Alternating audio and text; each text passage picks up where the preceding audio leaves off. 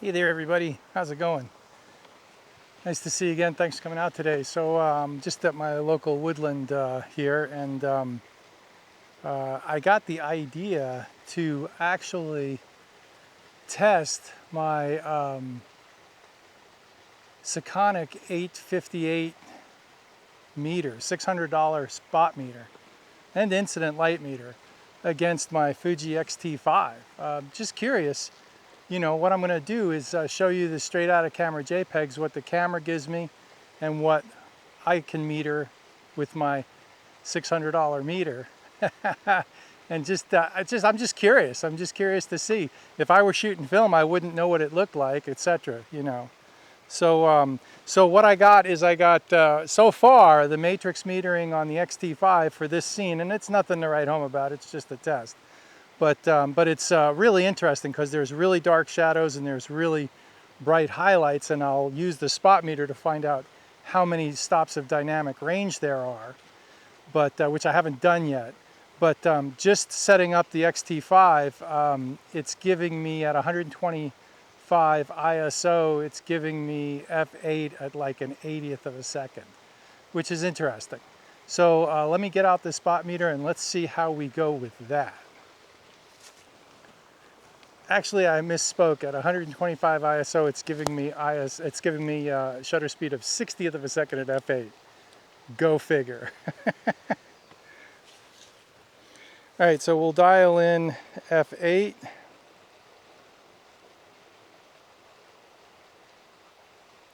I really wish Sekonic would update this meter. The touch screen sucks. Yeah, it'd be much nicer to have the dials, okay? But this is the meter they make these days, and so here we are.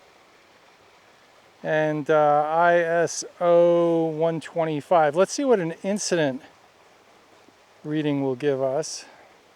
All right, incident reading for over there. So incident reading in the shade is giving me f8 at a 40th of a second, ISO 125.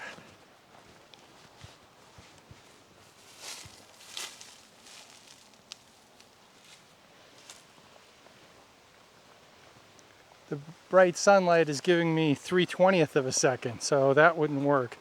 Although that would make, now let's think about that, okay? So let's round that down, because that's in third stop increments. Let's round it up to, like, say 400, is that right?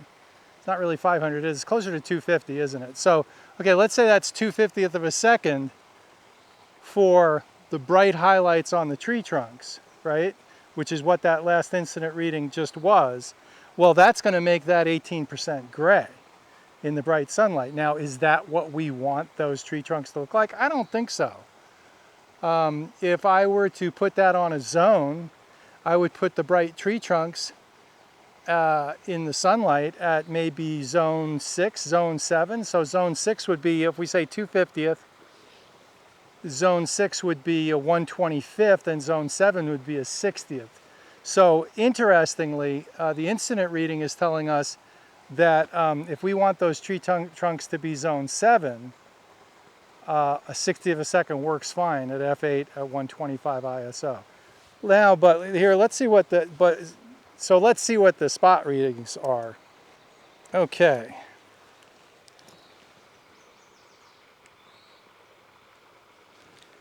So the brightest area of the tree trunks is 3/20th of a second. Same as the incident in the bright sunlight. That's interesting. And the darkest shadow is a 30th of a second. Let's see what the background is. 20th of a second. So we have an exposure range of 20th of a second to 3/20th of a second. If we average those, we're about 2 stops under, 2 stops over. So interestingly, this scene is right within the exposure latitude of black and white film, because your deepest shadow would be zone 3 and your brightest highlight would be zone 7. And interestingly, My averaging of those two gives me an 80th of a second at ISO 125.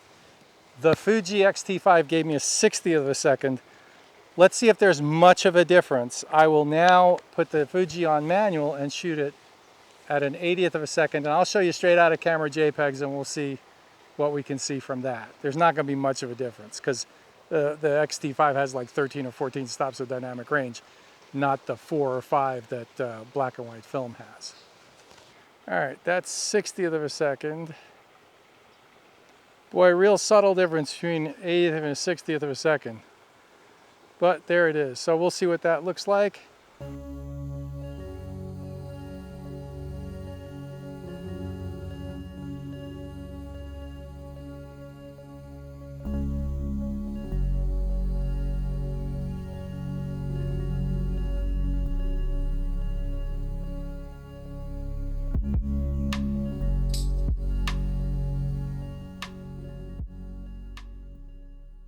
So there it is. You know, you set your camera to ISO 125, you set your $600 spot meter ISO 125, and it really, and I mean, the two different exposures are down to an 80th of a second versus a 60th of a second. For all intents and purposes, that's the same exposure. It'll look a little different on the images that I show you, but if I were shooting film, I mean, that wouldn't make or break the image unless I was really off one way or the other. So that just goes to show you that ISO 125 is ISO 125 on a spot meter, on a $600 digital spot meter, incident reading meter, or your Fuji X-T5. So there it is. That's maybe why they call it a standard, International Standards Organization. So yeah, well, we've been over that.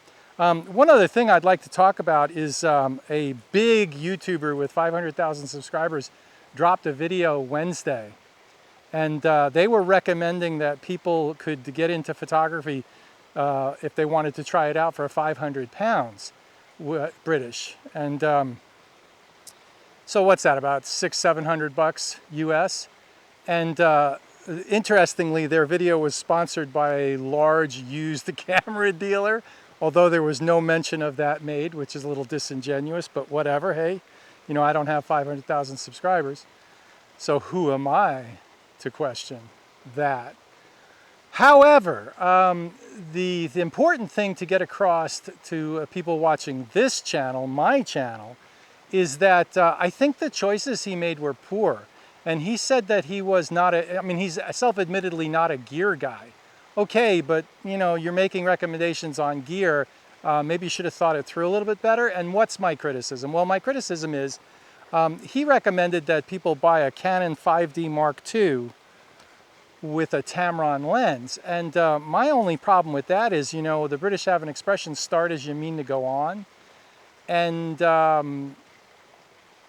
start as you mean to go on, the EF lens mount is non-viable in the future. Like there's no room to grow. If you spent your 500 pounds or your $700 on a 5D Mark II, even though it's a fantastic camera, and it really is, if you got into the hobby, that would be wasted money in the sense that like there's no upgrade path, right? If you buy a Canon R5, none of the lenses that you have for your 5D Mark II will work, etc. All right. So you get my point. So I think you'd be, personally, I think you'd be much better served buying a used Fuji X-T30 or X-T20 or XS10 or something like that. Particularly if you bought the XS10, you would have video capability. And if you wanted to get into YouTube or whatever, I think there's better choices than a 5D Mark II. Even though a 5D Mark II is a fantastic camera, there's nothing wrong with it. It's limited by the other choices compared to the other choices that are available that would check off the box of room to grow, compatibility with future camera systems, capabilities right now, even image quality. I shot a 5D Mark II 10 years ago and it was a fine camera, but I can tell you right now my Fuji X-T3 has comparable image quality. I mean, I've got 20 by 30s and 30 by 40s from the 5D Mark II. They were okay. Honestly, if you gave me a choice between a 5D Mark II or a used X-T5 even, which would be a great option for somebody just trying out photography on a serious level, I would prefer the X-T5 over the 5D Mark II. And I'm talking about image quality and resolution.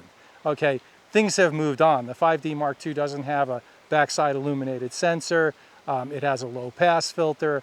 The Canon color back then wasn't that zippy, not comparable to the Fuji color, and etc. So my point that I'm trying to make is there are better choices out there than a 5D Mark II and a Tamron lens if you want to get into photography on the cheaps, which may be a topic for another video.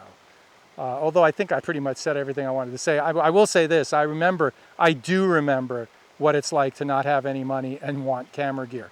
Heck, I'm still living that today, okay? I only have some, you know, I don't, the photographer in question here mentioned his parents gave him a Canon Rebel kit. My parents never gave me a Canon Rebel kit.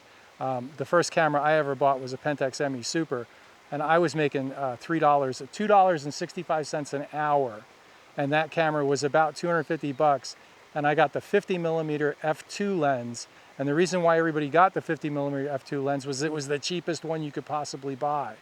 And after you spent 260 or 250 bucks on the camera, you didn't have that much money left over. And I think the 50 f2, I still remember this was 40 flipping years ago. And because it was so hard to come up with that money to pay for that camera, okay, but I wanted it really badly. And so the only lens I had for a long time was the 50 f2 because it was like 75 or another $100. And every other lens was like 200 or 300 bucks, and that was like way out of reach. I mean, you know, you're making $2.65 an hour and you have to put gas in your car and live as well. So that's my little tiny violin that I've played, and I'm done with that. But yeah, so, you know, if you extrapolate that to today, you know, people are making 15 bucks an hour minimum wage. So the comparable equivalent would be spending about 1,500 bucks on a camera nowadays. If I was making $2.65 and I spent $2.65 an hour, and I spent $300 on a camera, you know, I don't know if that extrapolates or not, but yeah. So there it is. Yeah, photography's damn expensive, and there's no getting around that. And you know, it still is to this day. I mean, I hate to admit this, but I just sold my XH2 because I was only using it for video, and because I needed tires for my truck, and they're $1,700. So you got, you know, when you're on a limited income, you gotta pay the bills, and that's where it's at. So I totally understand if people are really digging photography and they're into it, and they want to get into it, that it's a significant outlay. But hey, you know, we live in a world where people are paying $1,000 or $1,500 for a phone. So for God's sake, you know, I don't think cameras have ever been cheaper.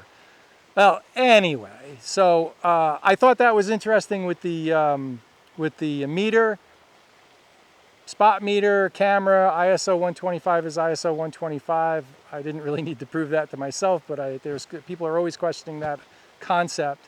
That, you know, I always get a lot of comments that ISO is different on digital as it is on film, as it is on this and that. And, you know, but it's all comparable, okay? You can, with confidence, set ISO 125 on your handheld meter. You can set it in your camera, etc. ISO 125 is ISO 125 for all practical purposes. Thanks for watching. Like, subscribe, hit the bell for notifications, and we'll see you out here. Have a great one. Bye.